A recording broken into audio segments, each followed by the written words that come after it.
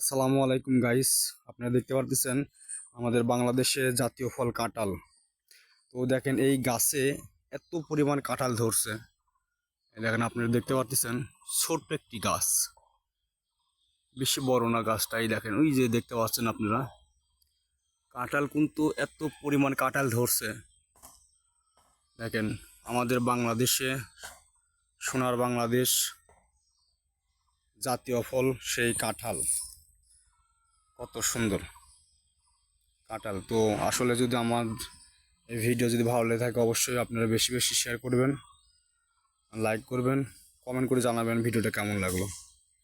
দেখেন কত সুন্দর, আল্লাহর রহমত, রহমতের ফল দেখছেন কত সুন্দর, জাতীয় ফল কাঁঠাল। আপনারা অবশ্যই এই ভিডিও বেশি বেশি শেয়ার করবেন। সবাই ভালো থাকবেন, সুস্থ থাকবেন।